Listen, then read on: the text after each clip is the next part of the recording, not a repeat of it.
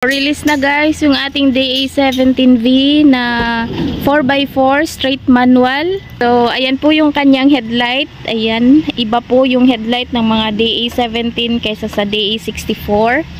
Ayan, meron po siya ditong dalawang fog lamp. Ayan, LTO registered na po siya under sa pangalan ni Sir. At naka fully tinted na yung kanyang mga salamin. Ito po yung kanyang side mirror. Naka rain visor na din siya. Ayan, medyo malaki konti yung mga DA17V compare sa DA64. Ang kanyang mugs dito ay 145 by 80 rim 12. Yung ilalim niya naka undercoat na po yan. Ito po ay manual transmission. Ang ganda ng kanyang seat cover. Ayan, may libre na po siya ditong 7 inches na touchscreen stereo with reverse camera. Ayan, so ito po yung mga labasan ng aircon. 4 po yung labasan ng aircon dito sa harapan. Tungan dito. Ayan, tapos maraming mga extra lagayan yung mga DA17.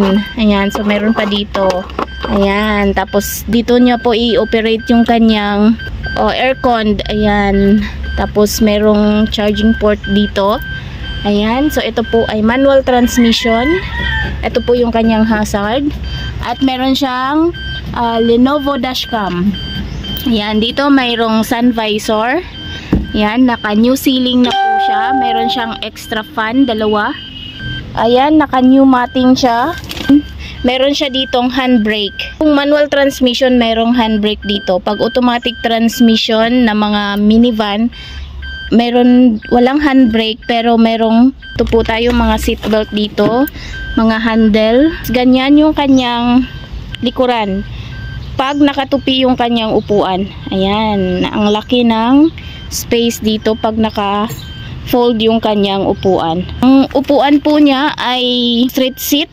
Ayan, so iangat natin para makita nyo. Ayan, ganyan siya. New matting tayo. Ayan, tapos dito, ayan, yung kanyang apakan dito ay hindi kapareho ng mga every wagon na plastic. Ito po ay bakal. Mayroon ding seatbelt dito. Ayan, kompleto po tayo ng mga seatbelt. Ayan po, dalawang extra fan yung pinadagdag nila. Ayan, tapos dito ay bakal. Sa pag every wagon, yung mga cover dito ay plastic. Ito naman hindi siya plastic. Malaki konti yung mga DA17 compare sa mga DA64. Ayan, so yung kanyang taillight po dito ay paganyan lang, dalawa. Ayan, tapos meron siya ditong Lenovo dashcam. At ito yung kanyang reverse camera. Kasama ito sa 7 inches na stereo niya. Ayan, LTO registered na siya under sa pangalan niya. At meron siya ditong libre na plate holder. Ganyan yung kanyang uran. Sa taas merong third light. Yan, mayroon siyang wiper and emblem ng Suzuki. At ganito yung kanyang handle dito sa likod.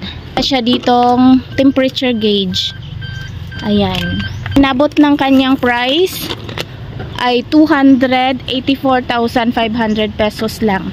So sa mga gusto pong mag-inquire ng mga ganitong unit, i-message nyo lang po kami sa aming FB page, JN Auto Parts, or call Miss Jane 0938-566-4667. Maraming salamat po. Amping Kanunay!